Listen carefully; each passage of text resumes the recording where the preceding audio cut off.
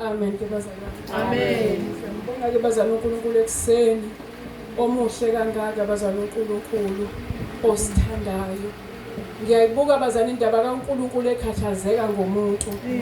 Amen bazalwane ambiza ngesizwe sakhe asikhethileyo. Esiyisizwe sakhe sobukhosi.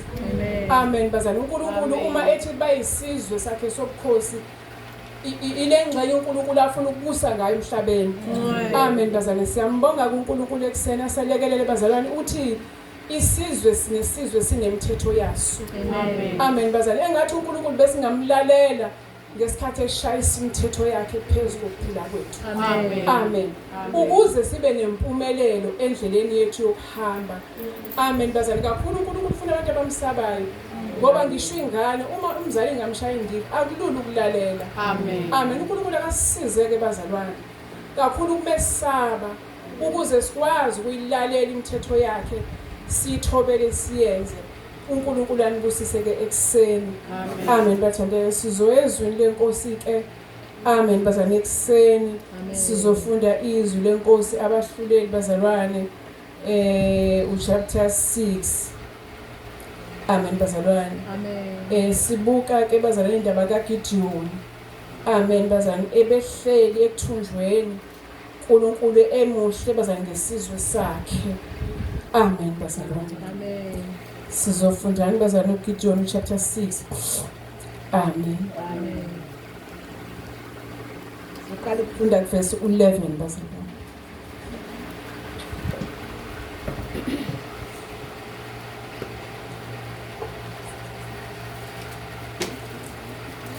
Amen bazalwane siyafunda nje. Abahluleli chapter 6 sizofunda verse 11 sizosifika lapha 40. Inkosi yomsindisi. Sibona zamani. Sifunda abahluleli chapter 6 verse 11. Isihloko sisho kanje. Ukubizwa kukaGideon. Verse 11. Kwafika ingelosi kaJehova yahlala phansi kwe-oki lase-Ofira likaJowashi um'Abiyezeri indodana yakhe uGideon yayibhula ukolweni esikhamweni sewayini ukuba amthukisele abawaMidiyani. Ingelosi kaJehova yabonakala kuye yathi kuye, uJehova unawe wena qhawe namandla. uGideon wathi kuye, "Oh Nkosi yami, uma uJehova enathi, konke lokho kusehlele ngani na? Ziphi izimangaliso zakhe abasitshela ngazo obaba bathi uJehova akasikhuphula ngeGibhithe na? Kepha manje uJehova usilahlile wasinikela esandleni sakwaMidiyani." uJehova wambheka wathi, "Hamba ngalawo mandla akho umsindisi uIsrayeli esandleni sakwaMidiyani, angikuthumanga na?" Wathi kuye, "Oh Nkosi, ngiyakumsindisa uIsrayeli ngantoni na? Bheka umndeni wami umpofu." Umndeni wami. Amen bengithatha khona futhi ngiyabonga kakhulu. Amen bazalwane. Ngibuka lento ke bazalwane uNkulunkulu ebheka uGideon basekuthunjweni bazalwane. Bonile kuNkulunkulu, uNkulunkulu wabanikela ekuthunjweni. Amen. Into ke ehlala enhlizweni yami ukuthi bazalwane uNkulunkulu njengano Israel isizwe sakhe esikhethiwe ukumelile lokho bazalwane. Ngisho sobonile kuNkulunkulu wabathumela ekuthunjweni. Amen bazalwane. Wathi bese beke ekuthunjweni wabakhumbula bazalwane ngoba bayile inhlobo yabantu abasenhlizweni kaNkulunkulu, isizwe sikaNkulunkulu. Amen bazalwane inkosi inibusise. Ngibuka la ethi lapha esifunda izolo lithi abantu abaya kuwa bangabuyi basukume na, umuntu uyaphambuka angabuyi aphenduke na. Amen bazalwane. uNkulunkulu uyamkhathaza bazalwane indaba yomuntu. Ngoba uthe uma edala umuntu wathi udala umfanekiso wakhe. Amen bazalwane kube amfuze uNkulunkulu. Ngiyayibuka ke bazalwane into yokufuza uNkulunkulu noma yothando kuNkulunkulu ngomuntu. Iyona lento bazalwane elandele uIsrael ngisho eseGibhithe. Wamthwala bazalwane indlela yonke efuna bazali kuyosivusa isizwe sakhe noma umbuso wakhe bazali uphinde ume. Inkosi yomsimbusisi. Usethi ke la kuGideon khona bese kuthunjweni ene wena Gideon ufumane inhlanhla bazali uthe uNkulunkulu ene ngisho usekuthunjweni. Kodwa umuzomhlalela uNkulunkulu usekuthunjweni. Umele uNkulunkulu bazalwane.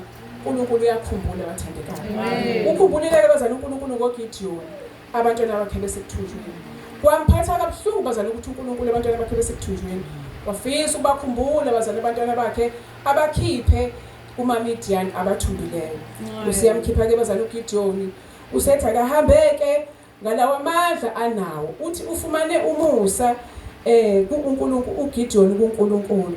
Amen bazalwane. Usethi uGideon ngiyakumsinti Nkosi yami Jehova verse 13. Uma uJehova enathi konke lokhu sehlele ngani naziphi izimangaliso zakhe abasitshela ngazo obaba bathi uJehova akasikhuphulanga eGibhithe na. Kepha manje uJehova usilahlile wasinikela esandleni sakwaMidian. Amen bazalwane. uGideon indaba kaNkulunkulu esindisa umuntu emkhiphe eGibhithe uyizwishiwe abazali bakhe. Amen. Laba babuye bona kuNkulunkulu. uNkulunkulu abathumela ekuthunjweni. Ukuthi bazali uNkulunkulu ngenxa yokumthanda umuntu akangamiyeka bazalwane. Uma siqhubeka sifunda ngapha bazali chapter 7 sizofunda u6 bazali no7 abahluli chapter 7 sizofunda u6 no7 abahluleli chapter 7.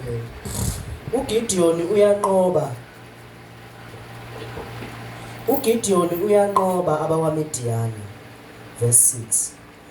Umumo wabaxhaphayo bebeka isandla emlonyeni wawungamadoda amakhulu amathathu. Kepha bonke abanye abantu baguqa ngamadolo ukuba baphuze amanzi. Wayesethi uJehova kuGideon, ngalawo madoda amakhulu amathathu axhaphayo ngizakusilisa, ngibanikele abakwaMidian esandleni sakho. Bonke abanye abantu mabahambe, yilo nalowo aye endaweni yakhe. Amen ke bathandeka. Amen. Siyambona ke bazana uNkulunkulu ephelelisa uthando lwakhe kumuntu. Amen bazana. Isizwe sakhe asithandayo nasikhethile senhlizweni yakhe uIsrael wokwenyama bazalwane. Usiyamthumela kuGideon baGideon ngelekelela ukhipha abantu bame kwaMidian ekuthunjweni. Siyamiyelela ke bazana ngimthanda uNkulunkulu uma ethi thina sisizwe sikhethiwe. Amen bazana. Uyaqhubeka bazali uNkulunkulu naGideon yakhetha. Ngoba uGideon uphume nempi yonke kaIsrael. Waqala uNkulunkulu bazali wahlunga. Akasebenzisi noma yini noma enjani bazali uNkulunkulu. Njengoba sibize ngesizwe sikhethiweyo, usikhethile bazalwane. Nala kuGideon ukuzasindise abantu bakhe, ukhetha impi bazali uyayikhetha, uyayihlunga. Amen. Nginalento ke bazali enhlizweni nami ukuthi uNkulunkulu bazali uma ezoselekelela sihambe ngokwemithetho yakhe nangokwezimiso zakhe. Uthe isizwe sakhe siphila ngemithetho yakhe. Amen. Kuvuka indaba yompristi omdala nompristi omncane. Amen bazali. Owehluleka ugcina imithetho kaNkulunkulu waphelela endleleni bazalwane. Amen. uNkulunkulu akaselekelele ekseni bazalwane. Siphile ngalento ayishoyo athi siphila ngemithetho yakhe njengesizwe sakhe. Ukuze bazane singaphelele ehlane noma singaphelele endleleni. Inkosi yomsimbusise. Uthe lapha kuJeremiya abantwana bakhe ngeke yini baphinde bavuke. Bazane uma esaqhubeka ngemithetho yakhe kuvuka indaba bazalwane yami. Ngicabanga bazane Isaiah yama serafa amabili bazalwane. Ethene ngamaphiko amabili lambozwa ubuso, ngamaphiko amabili lambozwa izinyawo, ngamaphiko amabili lahamba bazalwane. Ithi into enhlizweni yami ene umthetho kaNkulunkulu lo ukuthi kuhanjwa kanjani. Amen. Awuhambi nobuso bakho bubuka yonke into. Ngoba uzophelela endleleni. Amen. Vumela uNkulunkulu amboza ubuso. Uma emboza ubuso bazali umboza amehlo. Amen. Umboza izindlebe. Amen. Umboza umlomo. Amen. Amen bazalwane. Awulaleli noma yini. Uzoyizwa ungayizwanga khona sekhulunyiwe. Babuze umzwile kade sethi awumzwanga bazali ngoba izindlebe zivela ngamaphiko kaNkulunkulu. Amen bazalwane. Ubonile ukuthi ungakuboni bazane bekubona. Vumela uNkulunkulu enze umthetho wakhe. Amen bazane awavala amehlo. Amen bazalwane. Ungakhulumi noma yini. Amen bazalwane. So sebekhulume bonke. Amaphiko kaNkulunkulu awuvalo wakho umlomo. Amen. Inkosi yomsinibusisi. Amen. Usethi ke ngamabili andisa. Okukuthi ahamba bazalwane. Okukuthi ekuhambeni kwethu sihamba kodwa ubuso obuvaliwe. Inkosi yomsinibusisi. Ngokomthetho kaNkulunkulu olawula abazalwane ibandla lakhe noma isizwe sakhe. Siphila ngokomthetho kaNkulunkulu. Sihamba endleleni ubuso obuvaliwe. Amen bazalwane. Yiloko nje okuvuka enhlizweni yami uNkulunkulu esathi bazalwane asiqhubeke nempilo yakhe yesizwe sakhe esimthetho yaso esimthetho esiphila ngemithetho yakhe bazalwane. Imithetho esilawulayo noma ukuhamba kwethu bazalwane sihamba silawula. Asikwazi ukuzilawula bazalwane. Uma sizodlawa sizogesha endleleni kaNkulunkulu. Siphele endleleni iyangihlupha bazalwane indaba yomprofeti omdala nomprofeti omncane. Ngoba wakuthiwa akahambe abuye ngendlela angahambanga ngayo. Wahamba umuntu kaNkulunkulu qede wahlala phansi. Akasahambi aphindele la ebuye khona usehleli phansi. Zamfika bazalwane ezokuhlala phansi. uNkulunkulu akasisize bazalwane. Endleleni yethu yonke yokuhamba sihambe ngokwezimiso zakhe nangokwemithetho yakhe nangokulawulwa nguye. Kakhulukazi simesabe bazalwane. Ngoba kwesabeni awenzi noma yini. Amen bazalwane. Inkosi yomsinibusise kuloko nje enhlizweni yami ukuthi bazalwane siqhubekeni sihambe kodwa kakhulu njengesizwe sikaNkulunkulu sihambe ngemithetho yakhe ukuze siphumelele endleleni. Inkosi yomsinibusise. Amen.